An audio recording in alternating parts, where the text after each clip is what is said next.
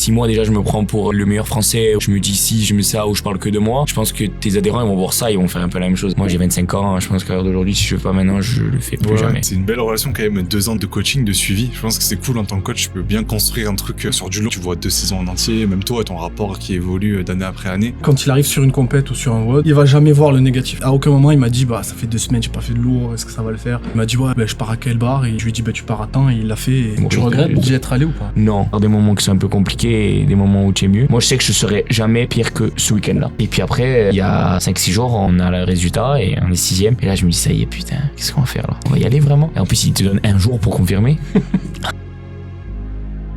Ce podcast est rendu possible par nos programmations Level Your. Si tu veux débloquer un mouvement en gym, gagner en force ou combler une lacune dans ton CrossFit, rendez-vous dans le lien en description. Retour au podcast. Bonjour à tous et bienvenue sur un nouvel épisode du Coaching Talk. Aujourd'hui, on est avec Julien Vadella et Ruben. On va présenter Julien qui a été beaucoup mis en avant sur notre Insta, mais c'est vrai qu'on t'as jamais fait de podcast. Jamais. Jamais. C'est la première fois. Je suis déjà venu il y a longtemps, mais j'ai jamais fait de podcast. Ouais. Bon, on va en profiter. Je te laisse te présenter. D'où tu viens? Allez, du coup, je m'appelle Julien, j'ai 25 ans, je viens de Bastia, donc en Corse, le petit truc qui est en bas de la France, où il faut prendre 45 minutes d'avion pour venir sur le continent. Une journée de ouais, voilà. De Corse. Donc voilà, donc j'ai ça. J'ai monté du coup ma salle il y a 1 an de ça, il y a 1 an et 2 mois. Donc je vis de ma passion qui est de coacher, et puis j'essaie de m'entraîner après entre 2 coachings de temps en temps, 2 fois par jour, et j'essaie de donner mon max à chaque fois. Et tu nous as rejoint en juillet 2023. Ouais, c'est ça. Directement en coaching perso avec Ruben. Qu'est-ce qui t'a fait déjà prendre le chemin du coaching perso il y a déjà 3 ans au final? Alors ça s'est passé déjà, je crois que c'était après les Marseille. Déjà après les Marseille Throwdown. Non, c'est ça. Avant. Tu me rappelles, j'ai le souvenir que tu m'as envoyé un message le 14 juillet. Le 13 juillet, ouais. Ok. Le 14 juillet. Moi, du coup, voilà, je voulais avoir un encadrement directement, et Aude qui est les prog, la prog générale, et je l'ai contacté. Pourquoi? Parce que déjà dans mon fil d'actualité t'étais pas mal présent. T'es pas mal présent. C'est vrai, ça. J'ai jamais demandé pourquoi tu m'as contacté, moi. Alors en vrai, c'était parce que je voyais beaucoup de vidéos et tout, comme à l'heure d'aujourd'hui dans le fil d'actualité, mais surtout qu'on avait déjà un peu pas échangé, mais presque. Je crois que c'était avec Mathis au Marseille en espoir, ouais. C'était Mathis au Marseille. Toi, c'était 2001, c'est ça? 2000, ouais. Et vu que voilà quoi, Mathis il était quand même déjà bien costaud, il faisait des belles perfs, donc je me suis dit il est encadré par Ruben, et puis t'avais quand même pas mal d'athlètes, donc je me suis dit allez, pourquoi pas tenter. Donc j'ai dit je lui ai envoyé directement un message au culot, j'ai dit salut, j'aimerais que tu m'encadres, est-ce que c'est bon pour toi, est-ce que tu as de la place? Et il m'a dit vas-y go, on fait ça. Donc, voilà. Comment s'est passé les premières semaines? Tu te rappelles toi, Ruben, un peu ta réaction quand tu lui as fait les premiers tests, les premières semaines d'appel et tout? Ouais, je me rappelle parce que je me rappelais que au Marseille il était en espoir en plus c'était l'année où il y avait Victor Hofer, avec une grosse KT. Il y avait on était 10. Il y avait Maxime Casado, donc il sortait des games. Après il y avait Lucas Deltey qui à l'époque était avait gagné les WOD monstrueux, et tout, il était monstrueux. Après avec Victor Hofer, voilà. Pas besoin de présenter plus que ça. Et puis après il y avait Antoine Hérault, il y en avait pas mal, il y avait Mathis, il y avait Adrien Mercier. Oui, il y avait Adrien Mercier, c'est vrai. Donc il y avait une belle c'était une belle année. C'était une belle année. Et d'ailleurs, Marseille, ils en avaient parlé un peu, et ils avaient dit que c'était la première fois où les espoirs, ils avaient presque des meilleurs scores que les élites. Parce qu'il y avait des WOD un peu similaires. Pas au niveau de la charge. Moi, même au niveau de la charge, des fois, on avait. Je me rappelle, le premier WOD, c'était full gym, là, et il y en avait qui avaient fait plus rapide que certains. Ouais, c'était impressionnant. Que beaucoup d'élites, même. C'était impressionnant.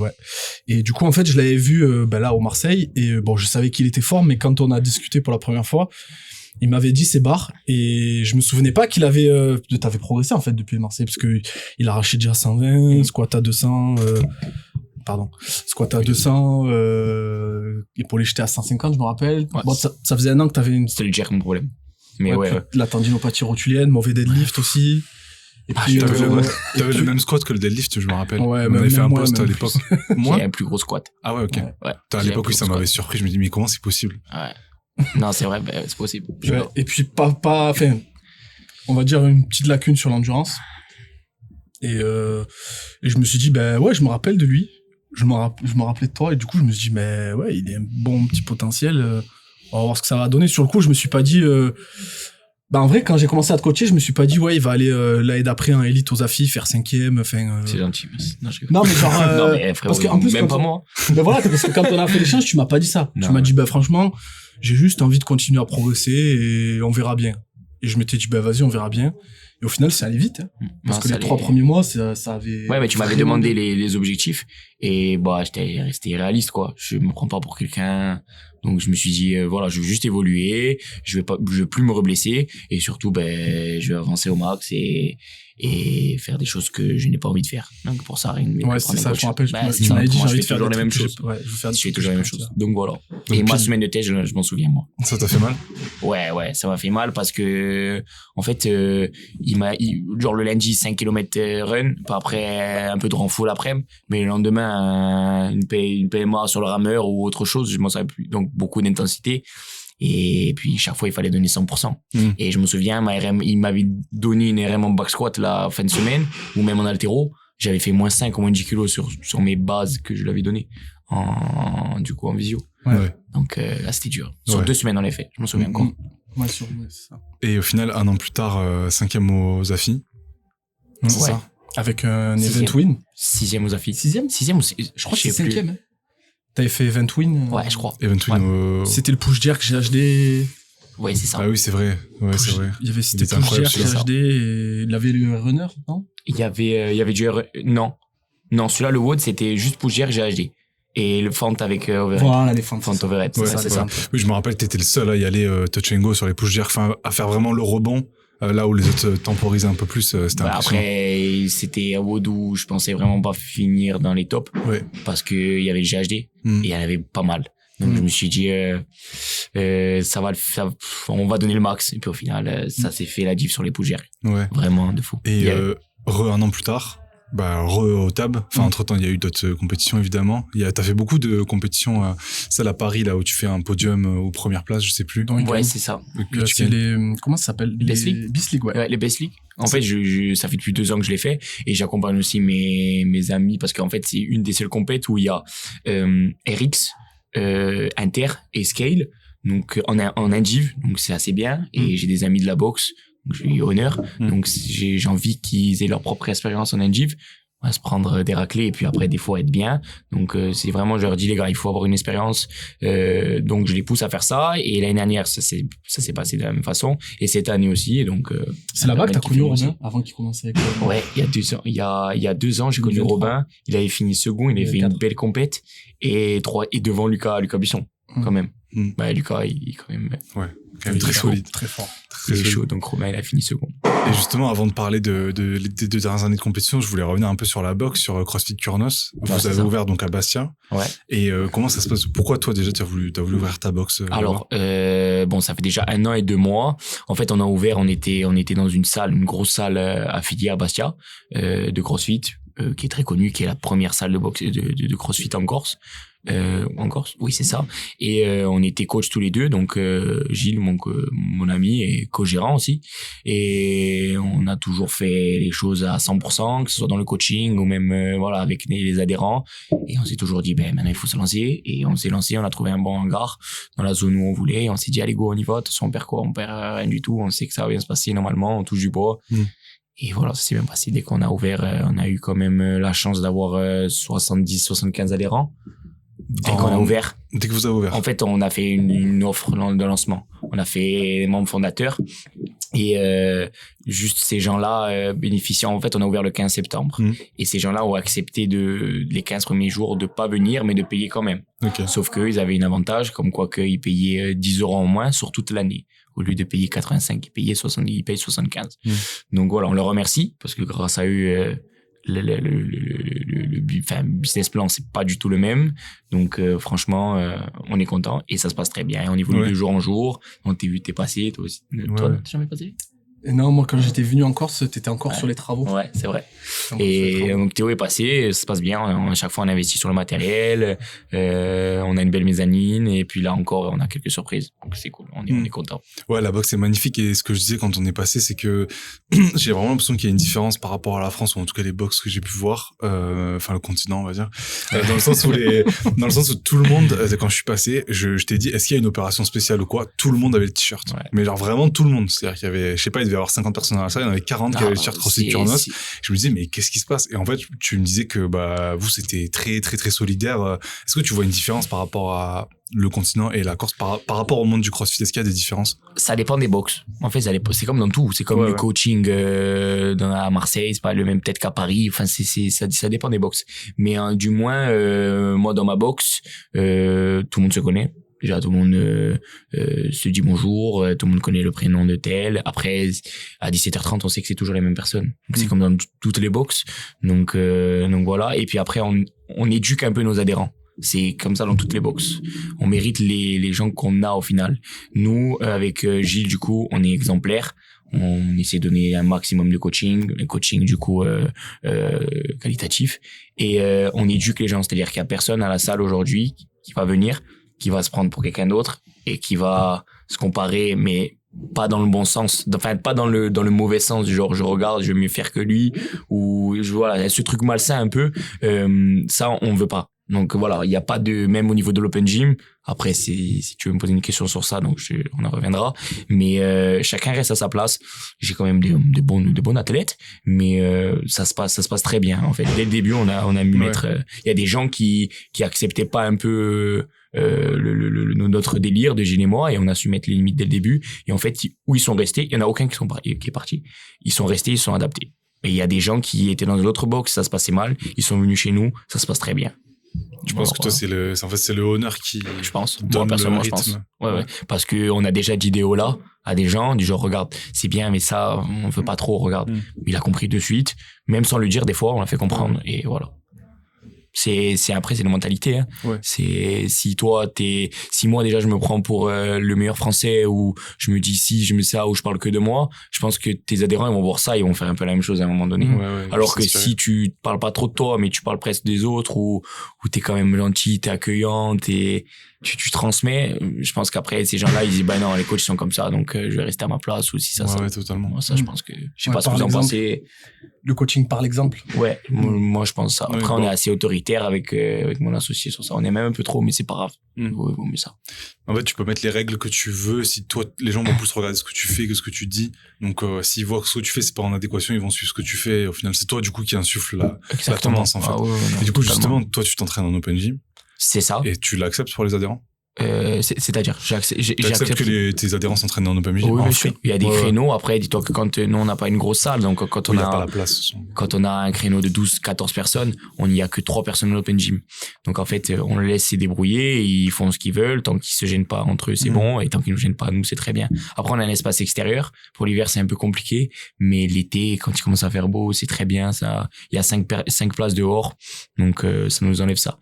Puis après, on encourage les gens à faire un peu plus de WOD dans la semaine, mais on sait très bien qu'à un moment donné, il faut quand même dissocier et faire des choses qu'on n'aime pas. Donc, t'es fier aujourd'hui de ce que vous avez construit avec Turnos? Franchement, oui. Ça fait que 1 an et 2 mois? 1 an et 2 mois.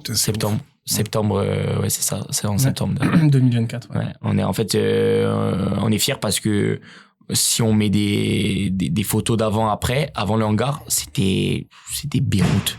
Non mais sérieux, il y avait rien. C'était une ancienne Marborée en fait qui est partie en liquidation judiciaire. Donc en fait ils sont partis du jour au lendemain, ils nous ont tout laissé. Genre il y avait tout du matos, il y avait des gros murs qu'il fallait casser, on a galéré, et en fait au fur et à mesure on a mis quand même pas mal d'argent pour faire les travaux, pour faire la mezzanine parce qu'elle n'y était pas. Donc oui, c'est assez beau, ça c'était voilà, je suis satisfait de tout ça. Ouais.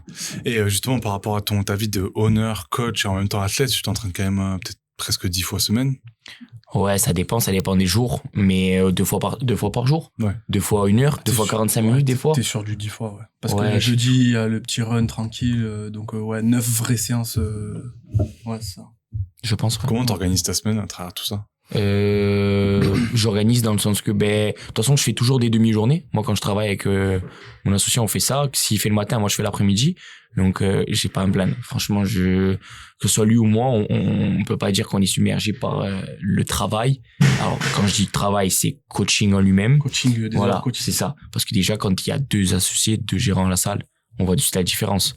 Quand on est seul. 2 gérants coach, en plus. Ouais, c'est ça. 2 gérants coach, nous, on veut coacher. C'est ça, mais déjà, on sait coacher, on veut coacher, on veut que personne d'autre coach à notre place dans notre salle. Donc, j'essaie de gérer comme je peux. Le matin à 10h, je m'entraîne jusqu'à 11h15. D'abord, il y a le café. 10h, tranquille, chill avec les copains, ils se reconnaîtront, chill tranquille. Après, vers 11h, j'attaque tranquillement, et à midi, je coach à 12h15, et après, je rentraîne l'après-midi, ça dépend des horaires, mais 14h30, 15h, je m'entraîne pas là. Ouais. Mais, de toute façon, c'est toujours ma priorité. C'est comme quelqu'un, le matin, il se lève, il fait ça parce qu'il est obligé, moi, c'est pareil. C'est ta boxe ou ta vie d'athlète la priorité?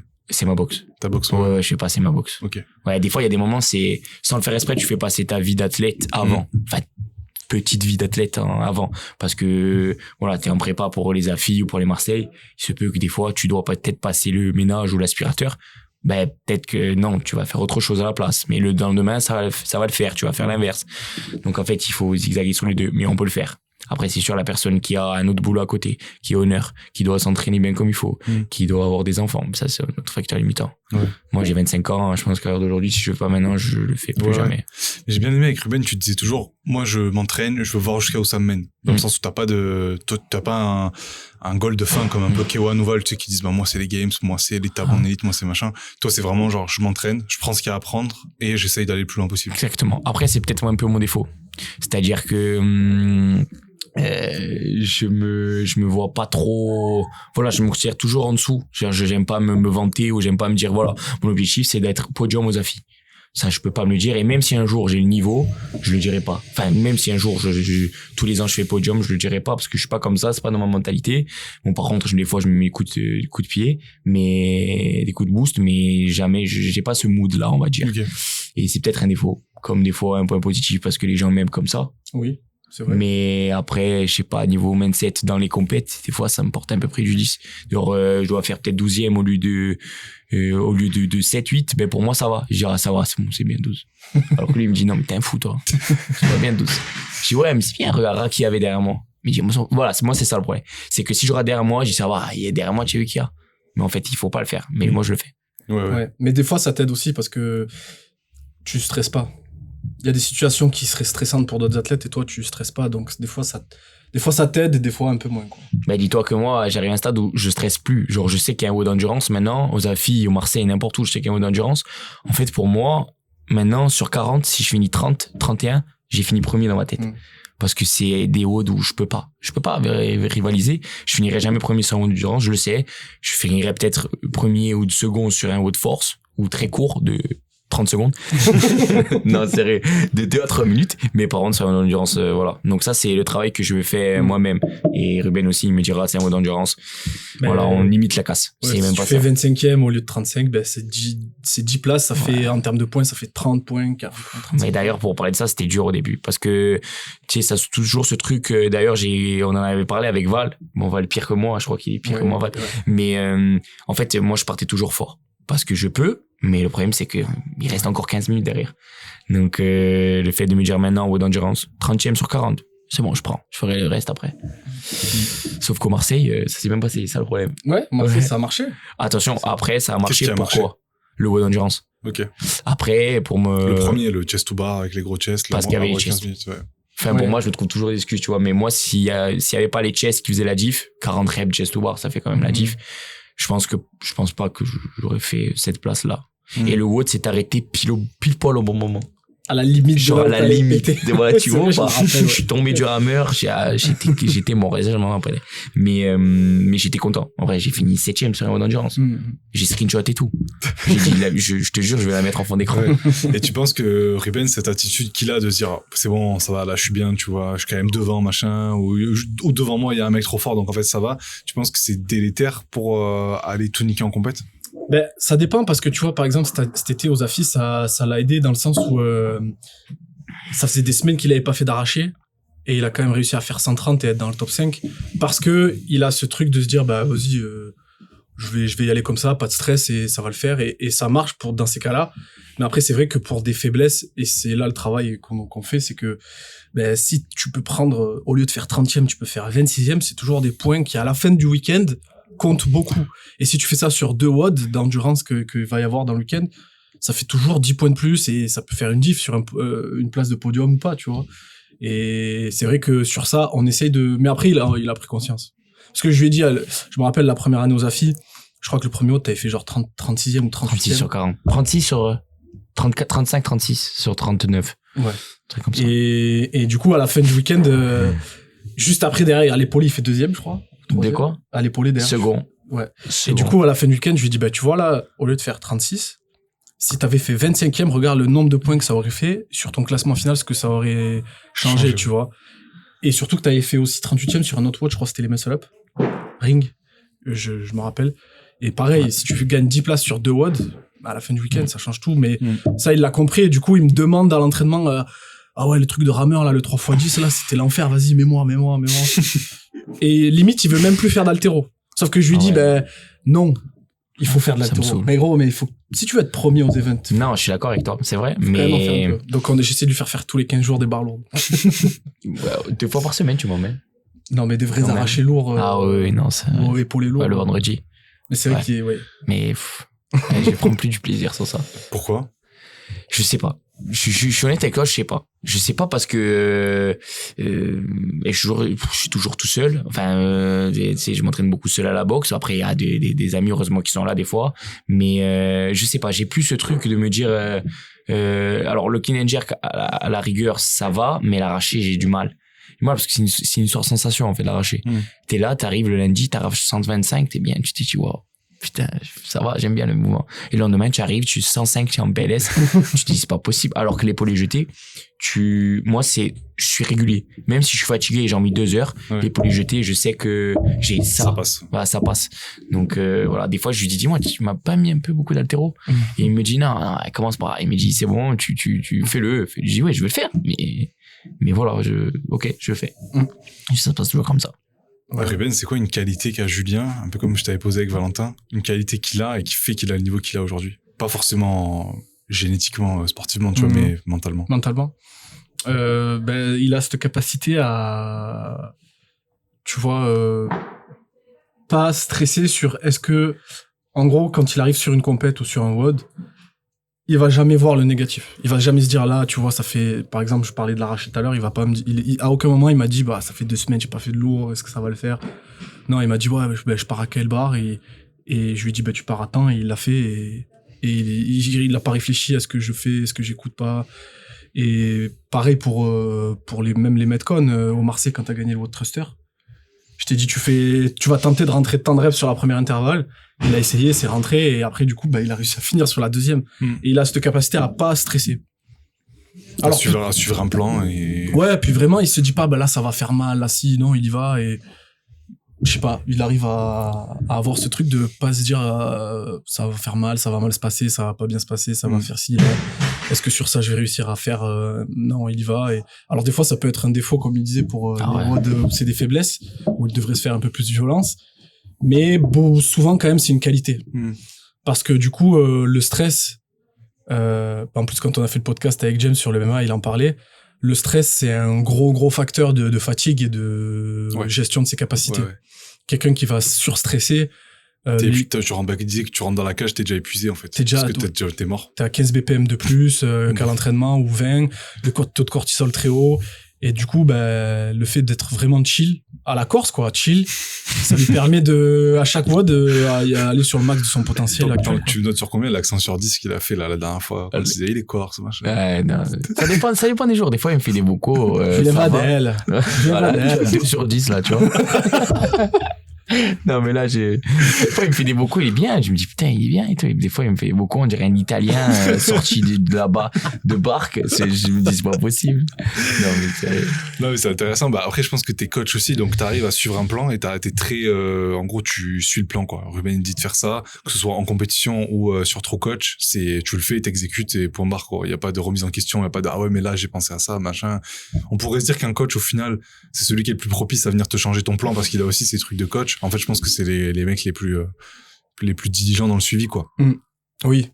Pour le coup, oui. Pour le coup, oui, parce qu'il sait que ce que ça coûte d'avoir un athlète qui écoute pas et qui fait pas ses retours, etc. Et du coup, bah, t'es un peu plus conciliant, quoi. J'ai ta liste de PR sous les yeux. Entre 2023 et 2025, on a fait Bar Muscle Up Unbroken 15 à 28. Peut-être que ça a encore changé aujourd'hui parce que le post il date de octobre. 15 à 28, Chest to Bar 45-72, Strict HSPU 25 à 48 Unbroken. C'est de quoi, 48? Strict HSPU. Ah oui. Strict Ring Muscle Up 0. En 2023 à 8, Ring Muscle Up Keeping 10 à 22, Toast to Bar Unbroken 45-65, et après l'haltéro c'est Overhead Squat 120-160, Power Clean 130-158, Squat Clean 145-171, une RM Dips 40-65, une RM Pull Up 40-70. Là on voit toutes ces métriques là comme ça. Toi quand tu fais tes WOD, qu'est-ce que Ruben t'a apporté en plus de juste l'augmentation de tous ces trucs là? Alors ce qui m'a apporté, c'est que en vrai, comme je dis, il m'a fait bosser des choses que j'allais bosser, ou peut-être j'allais retrouver dans une prog générale ou quoi que ce soit. Mais la première chose qui m'a fait bosser, c'est du strict. C'est-à-dire tout ce qui est traction.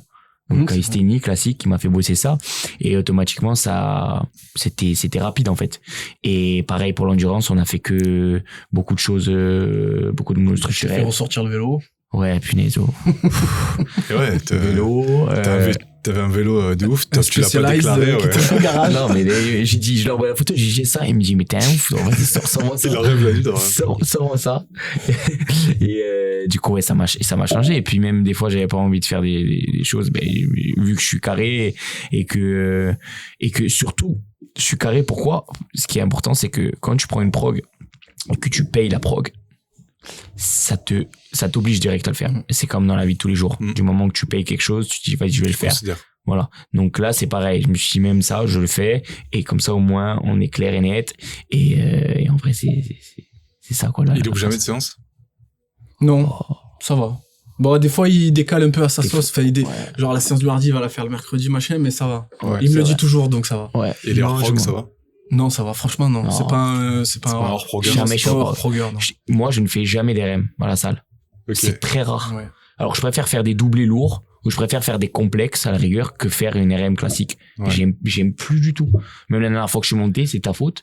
C'est sur le clean and jerk. D'ailleurs, j'ai mis, c'est sur la 158 en power et clean. Et en power clean et push jerk. Je l'ai fait parce que tu m'as demandé. Mais autrement, j'ai plus ce truc de... C'est marrant, ça te hype plus, quoi. Ouais, ça me hype plus. Le truc. Vraiment. Parce que, maintenant, elles sont élevées, tes barres, quoi. Oui, tu dois kiffer. Bah si, mais après, quand il arrive en compète, il arrive à les sortir. Hein. Ok. Donc, oui, ça va. Le à 130 aux affiches. Oui, il est passé. Hein. Alors que ça faisait 15 jours. Alors qu'à l'entraînement, il passe jamais. 130, il passe jamais à l'entraînement. Et sur, même en compète d'haltéro, même en compète, il passe. Il passe. Ouais. Puis après, il y a eu des trucs qu'on a fait enfin, il y a eu des trucs que j'ai testés sur lui. Typiquement, faire des doubles seuils au rameur, parce que le rameur, c'était une faiblesse. Tu peux rappeler ce que c'est le double seuil? En gros, dans la même journée, le matin et l'après-midi, il va faire 2 séances de seuil, de rameur à allure seuil, c'est-à-dire à peu près, on va dire 90%, autour des 90% de son allure de 5 km. Okay. Et le matin, c'est des intervalles plutôt longs, entre 6 et 8 minutes, et le matin et l'après-midi, le double en nombre d'intervalles qu'il a fait le matin, mais en 2 fois plus court. Avec la même intensité. Avec la même intensité. Okay. Donc, si par exemple le matin, t'as fait 3 fois 8 minutes, l'après-midi, tu vas faire 6 fois 4 minutes. T'as gardé des bons souvenirs? On le fait encore. Alors, tu sais que ma meilleure, là où je kiffe le plus dans mes saisons, c'est la saison off. Là, je kiffe. Parce que c'est les trucs, genre hier, il m'a mis un 3 fois 10 minutes sur le rameur à 1,52. Mais j'étais mort. Même ma copine, elle m'a parlé. Je crois que je lui ai même pas répondu. Elle s'est vexée, elle est partie. Je suis désolé, mon amour. Mais, non, mais j'étais dégoûté. Mais c'est là où je kiffe, c'est là. Et puis après, il y en a marre quand tu fais des compétitions et que chaque fois que tu es ridicule quand tu fais des WOD d'endurance. Mais après, quand c'est un WOD de 5-6 minutes, t'es bien. Il faut se remettre les idées en place. Ça rien de se plaindre le jour J. Donc, c'est pour ça, d'ailleurs, que je stresse pas. Parce qu'en fait, je me dis que dès que j'arrive, que je prends l'avion et que je vais sur la compète, je me dis, il me peut rien m'arriver. Tout le travail, il était avant. Donc, c'est pour ça que des séances comme ça me fracasse, mais par contre, ça me fait du bien. Ça me fait du bien ça qu'un WOD intense. qu'un WOD sous forme d'intervalle ou quoi que ce soit. Moi, je sens que longtemps sur un ergo, ça me tue, ça me fracasse en deux. Oui, c'est vrai que Julien, Pff, c'est le profil d'athlète où t'as pas besoin de lui faire des metcons, des metcons spécifiques CrossFit tous les jours. Tu peux lui en faire 2 dans la semaine, ça va suffire. Il va transférer assez bien. Ouais. Parce que je gains pense dissociés. que t'as beaucoup d'expérience et surtout t'as un profil très explosif au final. Donc, tu convertis C'est- assez bien l'endurance que tu travailles, tu la convertis ça assez se bien. transfère bien, en fait. Ouais, et je me sens bien. Tout ça, là, il me met beaucoup. C'est moi qui lui ai demandé. Je lui dirai, fais-moi du double seuil et beaucoup de seuil dans la semaine, tu sais, les trucs que tu mettais sur le rameur, c'est bien. Voilà. Ouais. Et Julien, il a un profil très bon sur les Fran et ses variantes. Ouais. Tout ce qui est Fran et variantes, thruster, tirage. Combien t'as fait sur le WOD DU, thruster, muscle up et tout qui monte là aux Open? T'avais fait un bon score sur celui-là. Thruster, T'avais fait moins de 6 minutes, je crois. Tu sais, 21 thruster, DU, oui. 21 5, et 18. 5,31. Ouais. Ouais, 5,30. Sur ça, il est 5,30. sur ça, il est bon. Ok. Parce que c'est vrai que j'ai tous tes classements sous les yeux. T'as fait 5e en France aux Open cette année et 39e Europe et 160 mondes. Et l'année dernière, t'étais 4000 mondes. Ouais. C'est fou, hein, en un an. C'était un... Je sais pas, là, tu vois, en vrai, les Open, pareil, on s'était pas du tout préparé. Enfin, genre, jamais je t'ai dit, je vais me préparer pour les Open. Non, on s'était dit, on utilise les Open. Non, même pas. En fait, tu sortais des qualifs. Ouais. Ouais, non, on l'a pas préparé. Ben ouais, j'étais parti des qualifs. Enfin, c'est ça, ouais. Sortais des qualifs, ouais. C'est ça. Et puis, après, au final, le WOD1, en plus, c'était endurance, classique, comme d'hab. Et c'était un WOD long. Et je me dis, je le fais. Au final, je me rends compte que même mon associé, qu'il a fait, qui est très très fort sur les burpees et très fort sur le dumbbell, il fait un bon score. Donc, il fait 271 reps ou 74. Et déjà, visuellement, c'était impressionnant. Il allait à 2000. Et je me dis, ouais, enfin, genre, vraiment, il va vite. Et puis moi, je le refais 2-3 jours après. Je fais 299. Et je me dis, tant mieux, bien. Ouais, très bien. C'est ce que je te dis, pas de stress, tu vois. Je dis bien, tu vois. Après, le WOD2, il sort. En fait, dans ces Open aussi, il n'y a pas eu de lourd. Oui, c'est vrai, il n'y a pas eu de lourd, non. Il n'y a pas eu de lourd. Non, il n'y a pas eu de Donc, le WOD2, c'était quoi? Le WOD2, c'était les thrusters et les variantes de Fran.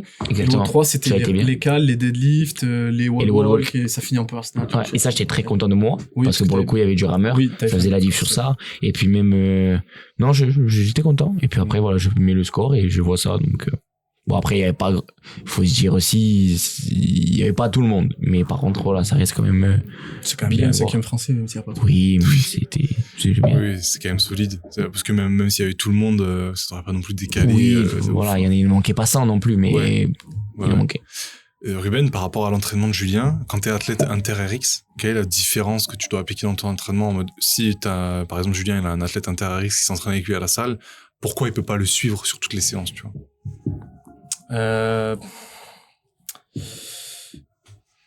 Va y avoir déjà la capacité à récupérer sur le volume. C'est pas quelque chose. Le volume d'entraînement, c'est pas demain je change de vie et je m'entraîne 2 fois par jour 2 heures et ça va le faire. C'est pas qu'une question de temps disponible. Non, c'est pas qu'une question de temps disponible. Il y a une capacité à récupérer et à encaisser le volume qui se construit sur les mois que quand on a commencé avec Julien, il avait pas du tout. C'est-à-dire que comme il disait, ouais, on a travaillé le strict sur la gym et tout. Julien était capable de faire plein de chest to bar unbroken. Par contre, pendant 3 jours après, il avait un volume de travail qui lui manquait sur beaucoup de choses, sur la gym, l'endurance, et même la force. Parce qu'au final, il était fort, il avait des bonnes barres, mais il avait des douleurs. Et du coup, le fait d'avoir remis un peu de volume de travail, d'avoir solidifié une base, ça lui a permis de pouvoir faire plus enchaîner les séances et récupérer mieux entre les séances. Parce que ce qu'il faut pas oublier, c'est que ce qui vous permet de récupérer entre les séances, alors tout ce qui est bottes de pressothérapie, bain froid, tous les trucs de récup, c'est très bien, mais l'entraînement, s'entraîner, augmenter le volume de manière progressive et bien fait, ça va vous entraîner à récupérer plus vite aussi. Et ça se construit avec les mois, et donc la principale différence, ça va être ça. Et puis aussi sur l'expérience à gérer son intensité, gérer ses RPE, gérer ses max reps, gérer ses intensités sur les metcons, etc., pour pouvoir durer d'une semaine à une autre. C'est-à-dire que quand on fait un bloc de 4 semaines, quelqu'un d'un peu inexpérimenté inter-RX, dès les semaines 1 et 2, il va vouloir charger très vite s'il y a des RPE ou en haltéro ou en force, alors que Julien, il sait que ça va monter progressivement et que sur la semaine 4, c'est là qu'il doit être à fond. Et ça, un athlète moins expérimenté, il va vouloir charger très vite pour se rassurer, etc. Et peut-être qu'un athlète moins expérimenté, tu peux moins lui faire une saison off totalement dissociée du sport.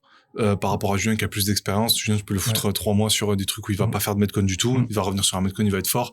Un athlète RX ou Inter, tu lui enlèves tout et tu le remets sur un Metcon, il reste plus grand chose, quoi. Ben oui, parce que techniquement parlant, Julien, il est beaucoup plus développé. C'est-à-dire que des chest to bar, des snatch en WOD, des trucs comme ça, ça fait des années, il a un niveau d'expérience qui est plus élevé techniquement parlant, donc il revient très vite au repère, quoi. Comment on bosse à distance, justement, cette partie technique? Est-ce que tu le corriges encore sur sa technique, même à ce niveau?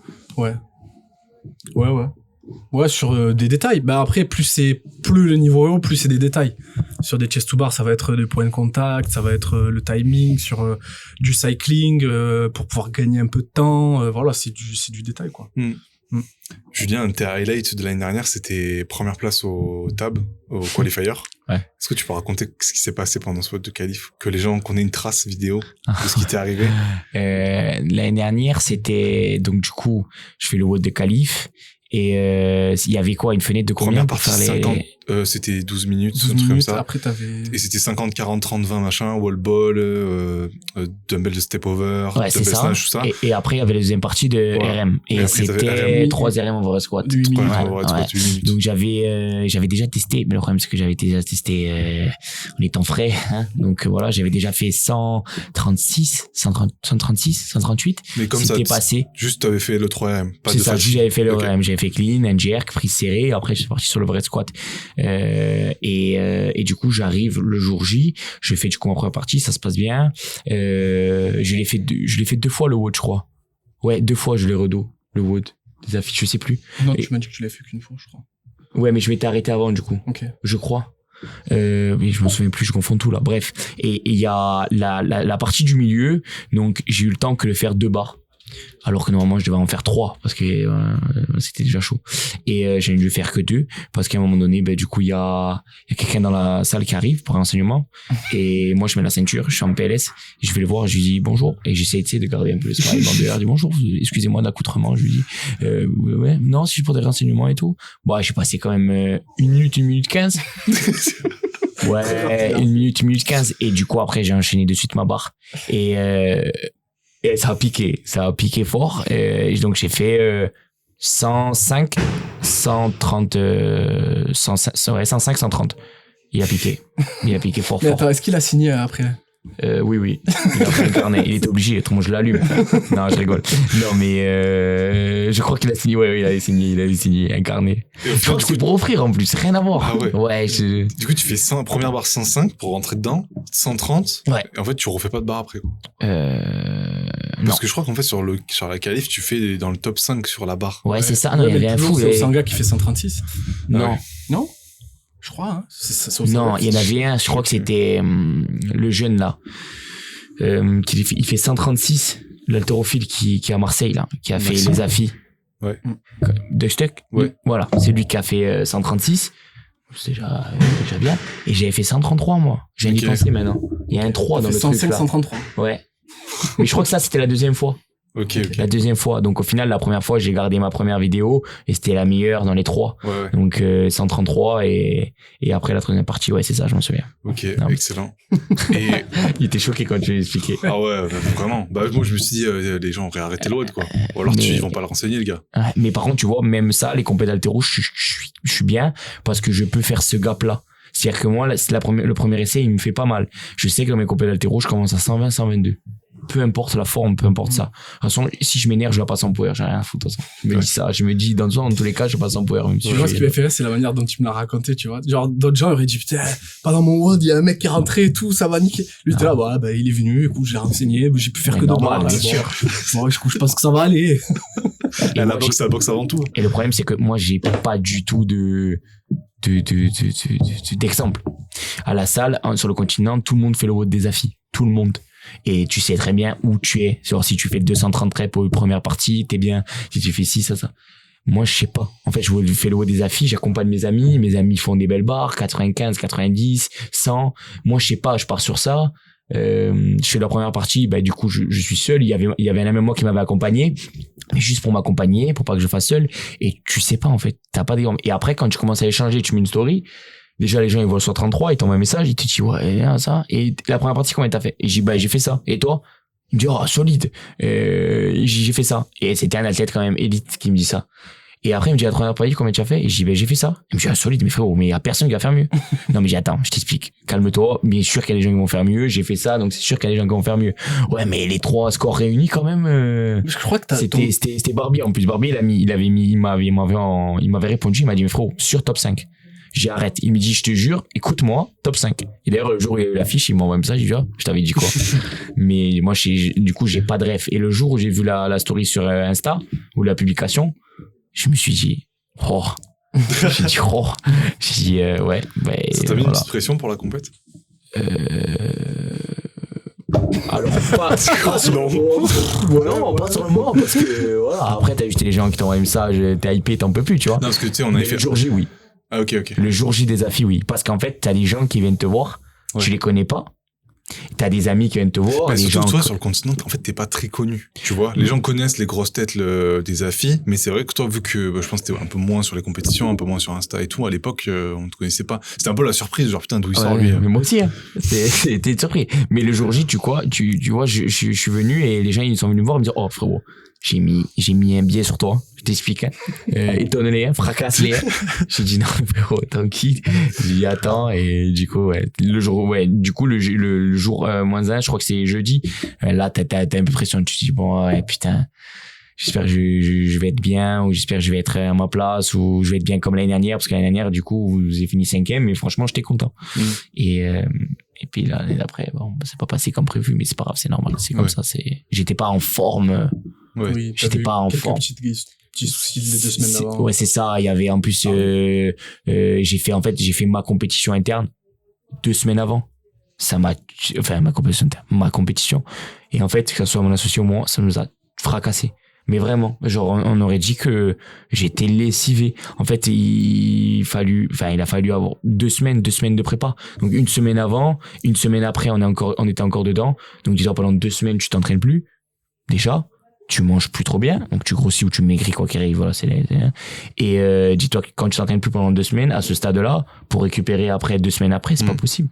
C'est pas possible. Mais tu me rappelles, tu voulais pas la faire. Ah ouais, non, mais tu voulais pas le faire et je t'avais dit, ben, fais-le. Et si tu fais pas le classement que tu veux, au moins, ça te préparera pour les Marseille. Et tu seras dans le rythme pour les Marseille, ça va marcher. Exactement, en fait, c'est ça. Mais après, ça m'a fait un peu mal. À l'ego. Bah oui. Ben, en fait, je t'ai appelé, je t'ai dit, regarde, il y a ça, qu'est-ce que je fais?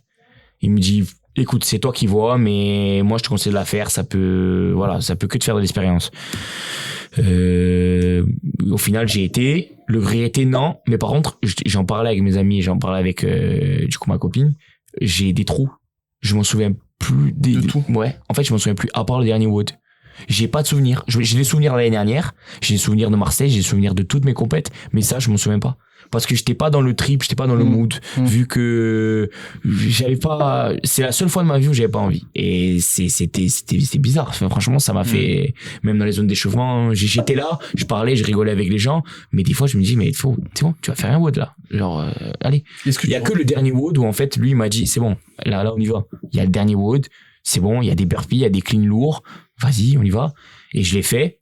C'est le seul WOD où j'ai kiffé. J'ai fini second. C'est le seul WOD où j'ai kiffé et c'est mon seul mémoire. Tu regrettes d'y être allé ou pas? Non, parce que si on commence à faire, en fait, à un moment donné, on passe tous par des moments qui sont un peu compliqués et des moments où tu es mieux. Si tu commences à faire des compètes que quand tu te sens bien, oui. Bah, moi je sais que je serai jamais pire que ce week-end-là. Donc je sais que dans ma tête, je me dis, j'ai fini 12e. Moi, j'ai fait un hold-up. C'est-à-dire aux affis, là, quand je vois des mecs comme Robin, comme plein de gars qui sont très forts et qui ont été préparés à fond la caisse pour cette compète et qui ont fini du coup juste un peu derrière moi, je me dis que moi j'ai fini 12e, en vrai je suis pas à ma place. Et moi dans ma tête, cette compète, si j'étais dernier, je me dis c'est normal. Alors là j'ai fini 12e et je me dis bon allez, écoute, c'est mon seul point, si j'ai fini 12e en étant dégueulasse. Non mais sérieux, j'étais pas dedans, mais après les affis c'est un peu compliqué, vous en parlez dans le podcast, dans un podcast. Aux affis tu fais une fois 36e, une fois second, t'es 8e. Parce que c'est le système de points. C'est le système de points. Donc, en fait, moi, c'est très bien. J'ai pour basé moi. mon personal branding sur ce système de points. mais du coup, c'est vrai ou pas? Je suis solidaire avec toi. vrai. Paul, c'était pendant 20 minutes, vous en avez parlé, je crois. Ouais, je te crois. J'ai coupé, hein. Mais c'est sûr, j'étais mort de rire, moi. Du coup, ouais, ça, c'est bien. Alors que les Marseille, si je m'étais vautré sur le Woodin, c'était mort. Ouais. C'était fini. Ouais, c'est vrai. Jamais j'aurais comblé ça, même si j'ai fait des bons Woods, mais c'est pas possible. Tu peux pas rattraper. Non, c'est quoi? Marseille, c'est quoi? 24e, tu as 24 points? Ouais. Et premier, 1 point? 1 point, ouais. Impossible. Tu peux pas rattraper. Donc, heureusement que j'ai fini, enfin, sur une belle note sur l'endurance. Donc voilà pour les avis. Ouais. C'est la petite anecdote. Et une semaine plus tard, les Marseille, 2 semaines plus 2 tard, les semaines, Marseille. Et du coup, là, tu l'as beaucoup mieux Pire. vécu. Bah, je sais pas. En vrai, les 2 semaines de transition, c'était compliqué. Parce que tu te dis, ouais, j'ai fait de la merde aux Afi. Je vais faire de Et la en merde au plus, Marseille. du coup, tu sors de 2 semaines sans entraînement. Ouais. Tu te manges un week-end d'affilée, 3 jours de compète, tous les boîtes qu'il y a et tout. Ah ouais, non, mais c'était mets dur. une semaine Et en à t'en plus, remettre. ben, semaine de décharge.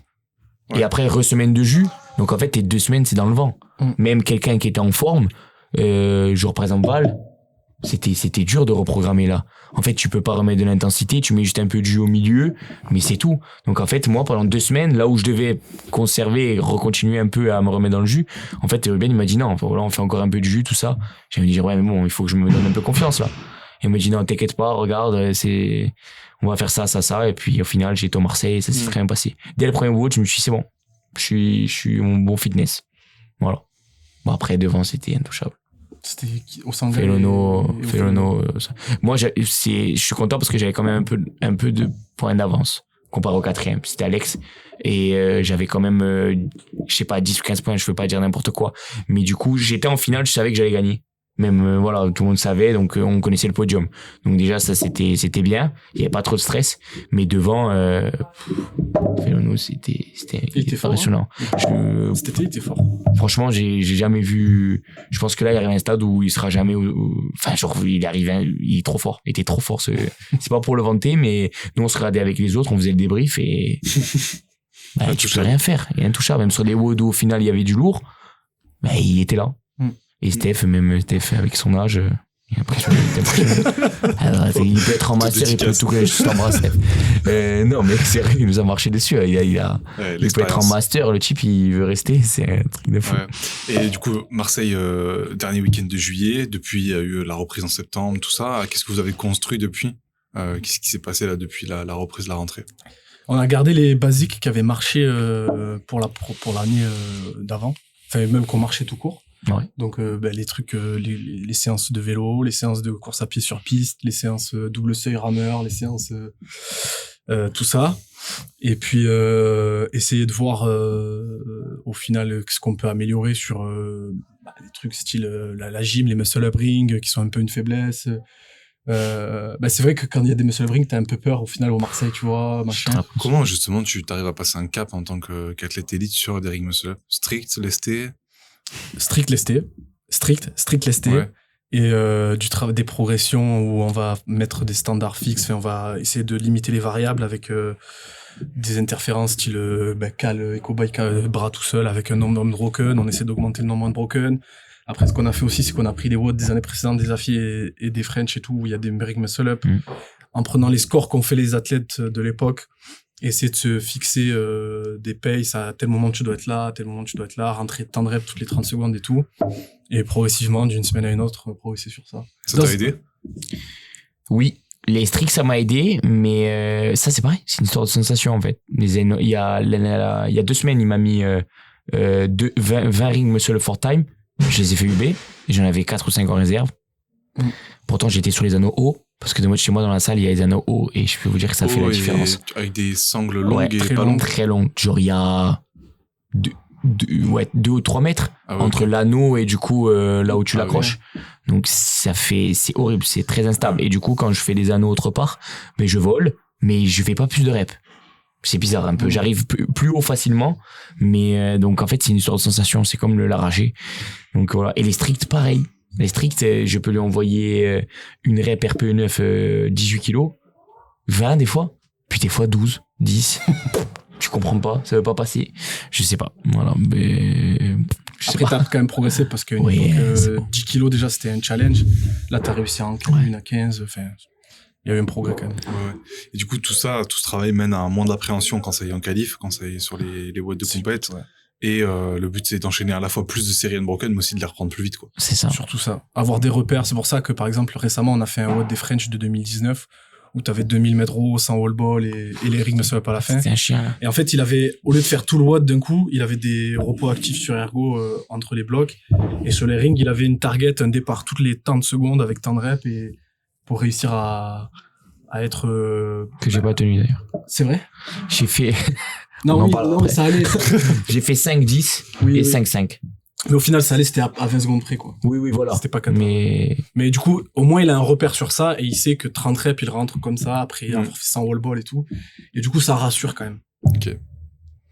ouais, je pense, vraiment. Mais bon, ça reste quand même un point faible. Oui, ça reste un point faible. Et tout ça nous mène progressivement. Il y a eu les qualifs au Kanda où t'es pas allé finalement. Ouais, j'ai fini 3e, 4e? 5e. Ah, 5e? 5e. Je sais plus. Ouais, j'ai pas été.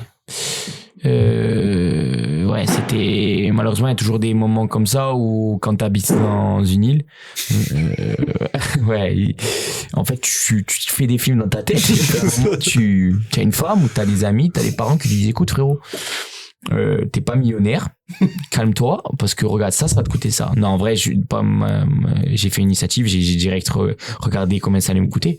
Mais en fait, pour les Kanda, c'est bien, l'organisation est énorme, en plus c'est mon ami qui l'organise, j'adore, mais ça te coûte 700 balles. Ouais, en fait, En toi, plus, t'es à Clermont-Ferrand. dès que tu sors et que tu viens sur le Ah ouais, continent, non, c'est 200 si c'est balles. Marseille, ça va, c'est raisonnable. Parce que notre billet, à nous, il coûte 125 € aller-retour. Par contre, après, à Marseille, voilà, on est obligé de prendre un bus ou un train ou une voiture. Donc, ça va te monter grand max à 300, 400. Voilà. Et sans compter le logement. Donc, c'est comme, même s'il y a des sponsors, au bout d'un moment donné, tu peux pas dire tous les 2 mois et tu peux m'aider ou quoi que ce soit. Voilà. Et Clermont-Ferrand, en fait, tu prends le pour et le contre, tu dis voilà, qu'est-ce que je peux gagner dans cette compète? L'expérience, c'est tout. De l'expérience et puis un de voir comment tu es. Ben oui, après, il faut rester réaliste. Tu te dis, voilà, imagine, tu finis 4e, 5e ou 10e ou 11e, voilà, tu as juste l'expérience. Et peut-être en bonus, c'est un cash prize. Mais après, tu prends du coup les contraintes. Tu pars le jeudi. Tu reviens le mardi matin ou le lundi soir. Donc, ça veut dire que dans ta box, tu prends quelqu'un ou tu demandes à ton associé de faire le jeudi, le vendredi et le lundi. Donc, ça veut dire que tu vas donner 3 jours. Tes sous que tu vas perdre à la fin du mois ou tu vas en donner. Enfin, bref.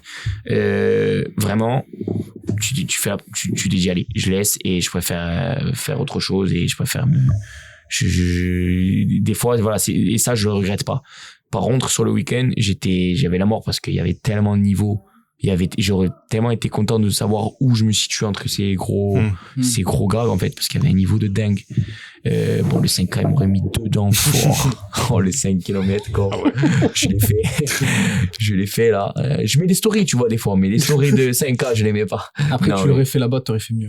J'aurais fait mieux, mais voilà, jamais je pourrais faire un bon score sur ça. Mais après, il y a d'autres, voilà, le clean and jerk, ça aurait été très bien.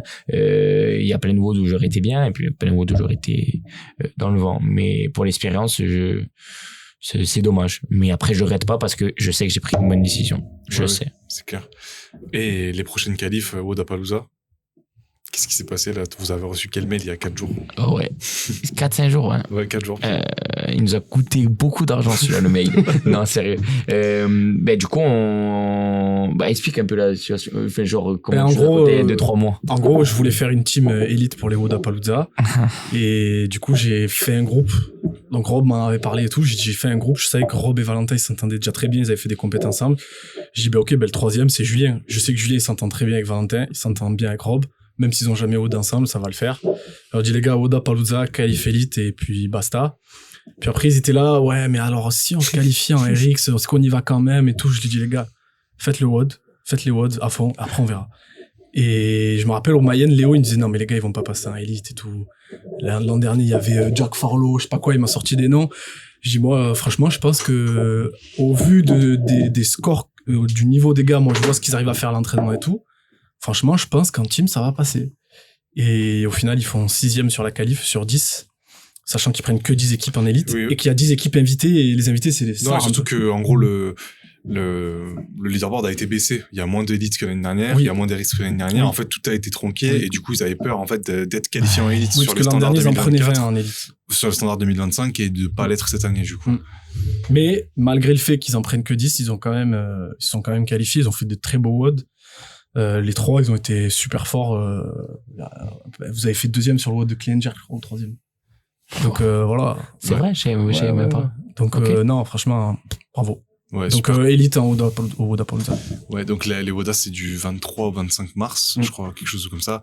18 au 23. Et toi, ça t'a fait quoi? Déjà, est-ce que tu as cru à la qualif avant de t'inscrire et tout ça? Comme tu dis, j'ai pas d'exemple. Et moi, en fait, mais j'ai pas de ref. Donc, moi, que tu me dis Wodapalooza, élite. Ok, je pense à tout ce qui est les gros gabarits, les gros gaillards. Quand je vois déjà le leaderboard, je vois des Colombiens, des Allemands, je vois tout. Je me dis, bon, les gars, on va y aller, hein, on y va, hein. Et, je pensais pas. Et quand on a mis les scores et quand on a vu qu'on était 5e, je crois. 4-5. Après, on est rebaissé. Après, on a baissé, mais au début, on était 4-5. Et on dit rien. Et puis après, là, il y a 5-6 jours. 5-6 jours, on a le résultat et on est 6e. Et là, je me dis, ça y est, putain, qu'est-ce qu'on va faire là? On va y aller vraiment? Et en plus, il te donne un jour pour confirmer. Donc, tu peux pas réfléchir. Faut que tu réfléchisses très rapidement. Ouais. Et donc, alors, tu confirmes vite, tu appelles le banquier, tu dis frérot, fais-moi un crédit pour ça. Crédit conso à Un crédit 35%. conso avec 14%. Non, sérieux. Donc voilà, tu dis, et après après on est go, après pour l'instant on n'a pas parlé plus que ça. Et si on était qualifié en RX? Je sais pas. Ça aurait été votre décision à vous. En fait. Ok. Ça aurait été votre décision à vous. Le truc, c'est que les WODA, nous, on était l'année dernière en RX, en fait, tu votes sur les mêmes floors que les élites, t'es dans la même ambiance que les élites. Donc, en fait, tu kiffes quand même, ta bien sûr. compétition, je pense. Et puis, globalement, t'as quasiment les mêmes modes, donc, à quelques charges près, des trucs comme ça. Donc, en vrai, ça aurait été, moi, je pense qu'en RX, je vous aurais poussé à y aller aussi parce que c'est top. En Ouais, tant c'est une qu'athlète, différence. puis, tu sais jamais ce qui peut se passer, quoi. L'année prochaine, je sais pas, t'as un truc physique, tu pètes un plomb, tu dis j'arrête le crossfit et tout, bah, du coup, t'auras loupé la chance d'y aller. Ouais, Et exactement. après, ce souvenir-là, tu le traînes toute ta vie, C'est quoi. ça. Ouais. Moi, je me rappelle quand, je sais plus qui avait envoyé un message sur le groupe, il avait dit, ouais, cette année, ils en prennent que 10 et tout. Et Val, il avait fait, ça, c'est, Non, ça c'est, attends. c'est Val, il avait fait, bon, bah, c'est pas grave, on va faire dans le top 10, hein. Genre, il avait mis un message genre, qu'est-ce qu'il avait mis? Ah, il fout, Robin, il a dit les gars, non, c'est Val qui a dit les gars, non, je sais plus. C'est Robin qui a dit, C'est les gars, Robin qui a top dit les 10. gars, ils prennent que 10, hein. Théo, il envoie à chaud, un truc comme ça, et Val, il dit, ouais, nique sa mère, c'est bon, on va le faire, hein. On va y aller. On va y aller. Et moi, j'envoie un Ça, bonhomme j'adore. qui rigole, il en a rien à foutre. Val, il en a rien à foutre. Ouais, c'est ça. En gros, il a dit, il y a plus que 10 teams prises ou 20. Il a mis RF, on va taper ça. Voilà, c'est ça, t'inquiète. C'est ça. Ça, c'est génial. C'est génial. Et comment tu les prépares, du coup, les trois, là, pour les chances à venir? Vu que c'est toi qui coaches les trois, en soi. Pour les WODA ou pour Pour les WODA et même en général, est-ce que ça change quelque chose sur leur planning de saison? Non, je pense pas. Je pense pas quoi faire un gros pic pour les WODA. Je leur ai dit, les gars, franchement, vous êtes en élite ou WODA, allez-y, on va kiffer l'expérience. En plus, c'est un team, c'est quand même pas pareil l'effort. Il y a pas besoin de faire un gros pic, sachant que la période de qualif, elle commence du 26 décembre, 24 janvier, 26 janvier, jusqu'au 1er mars. Donc, franchement, on va faire en sorte que les qualifs de ces compètes-là se passent le mieux possible. On fera une petite deload avant les WODA, on ira au WODA et puis on kiffera. En plus, là-bas, on va voir l'annonce du 3e mois des Open en live. Donc, C'est vrai? ouais. Ouais. En Ouais, plus de la compète. ça tombe le vendredi soir, en fait, de la compète. Ou le jeudi Ok. soir de la compète. Sachant que vous, le jeudi soir, vous voudrez pas, donc on pourra y aller, kiffer. Enfin, Ouais. franchement, les WODA, on va pas faire une prépa WODA, piquer au WODA, non. Non. Et après, justement, genre, pour gérer, du coup, la suite de leur saison, vous avez quel plan en tête? T'avais parlé, toi, de tenter, le circuit open, quarterfinal, semi-final. Ouais, cette année, Pour Val et lui, c'est ça? ouais, j'aimerais bien que Jus, il passe un cap sur ça, donc j'aimerais bien une qualif soit au Madrid, soit au French, enfin, sur un semi-final. Donc, il y a deux voies, soit la qualif, soit l'écart. Donc, on va tenter. Et puis, on fera le circuit classique du semi-final et tout, juste comme à la Julien, quoi, on va voir où ça nous mène. Ouais. Ouais, on va essayer. On va voir. Hein. Après, il y a quelques compètes aussi, mais. Oui. Après, le classique Ouais, fini, classique. bon, tu veux faire les Athènes? Ouais, Athènes, parce que du coup, je pars avec des amis qui l'ont fait l'année dernière et ils veulent refaire l'expérience du coup avec une catégorie au-dessus, en inter. intermédiaire. Et moi, je les accompagnais parce que j'ai trouvé cette compétition très bien organisée. Et en Indiv, c'était incroyable. Genre, il y a vraiment des athlètes de fou, ça m'a trop chauffé. Et la programmation, j'aime bien. Et les WOD courts. Non, c'est vrai, le WOD court, le WOD le plus long, il était de 11 minutes 40. C'est parfait pour ça. 11 minutes 40, c'est le 15e. Donc, dis-toi que... Non, en vrai, voilà, c'est... Donc, j'ai essayé. Et l'année dernière, je suis déjà parti en équipe. Et puis, malheureusement, il s'est passé un petit problème avec mon associé. Il s'est fait mal à l'épaule. Donc, on a fait un WOD sur 8. C'est des choses qui arrivent, hein. Mais du coup, voilà, j'ai envie de revenir cette année et de voir. Donc, Ok. voilà. Bah, merci, messieurs, pour ce moment. De rien, C'était merci très cool. Merci à vous, les gars. T'as un truc à ajouter pour la fin? Pas plus, juste regarder, vérifier, enfin surveiller le Corse. Surveiller la Corse. Surveiller, c'est Napoléon, il est venu conquérir le continent. Mais tranquillement. Tranquillement, Voilà, voilà. doucement. Non, mais genre, il fait, mais il parle pas trop, tu vois. Ouais, on va essayer. Ouais, c'est bon, allez. C'est quoi, du coup, dis le mot que je t'ai appris là ce matin? Astrou. Non, il y a H. H. Attends, c'est comment je me C'est rappelle le même, mais c'est pas Strou. C'est Strou. Astrou. Voilà, c'est H. Ça veut dire quoi? Ça veut dire heureusement? H, ça veut dire, des fois, il m'envoie des messages, du coup, pour expliquer. Et il me dit, bon, tu vas là, tu y vas? Et il m'a envoyé, tu vas aller aux affiches, du coup, au bout des qualifs. Et je l'envoie H. Et H, ça veut dire, heureusement. Heureusement que je vais aller. Et au début, il comprenait pas trop, il me répondait pas. Il osait pas me dire, ça veut dire quoi, je trouve. Astru, parce que ça s'écrit Astru, du coup. Et, mais non, mais c'est bon, il comprend, il me répond. Ouais, mais top. Bon, en tout cas, ouais, ça, c'est une belle relation quand même. 2 ans de coaching, de suivi. Je pense que c'est cool en tant que coach. Tu peux bien construire un truc sur du long, quoi. Tu vois 2 saisons en entier. Même toi, tu vois ton rapport qui évolue d'année après année. Puis là, d'avoir un peu l'aboutissement avec les WODA. Tu vois, juste les WODA, même s'il y a que ça dans l'année. Ouais. C'est déjà ouf. Parce que vous avez WODA avec Noah Olsen, quoi, en gros. Punaise. Ouais. Ah, le stress. J'ai hâte. Non, il n'y a pas de stress. Ouais. Il n'y a pas de stress. De toute façon, Non, mais s'il finit devant moi, c'est normal. Ouais, Si je finis c'est derrière lui, c'est normal. Si je finis devant lui, c'est pas normal. Donc c'est lui qui a le stress. Non, sérieux. Mais je me dis ça, quoi. Bon, merci à tous de nous avoir écoutés jusque-là. Lien en description pour tout ce qui est coaching Indiv, prog, et suivre évidemment Julien sur les réseaux, sa box et tout ça. Et puis on vous dit à très vite. Ouais. Ciao tout le monde. Ciao, ciao. Ciao.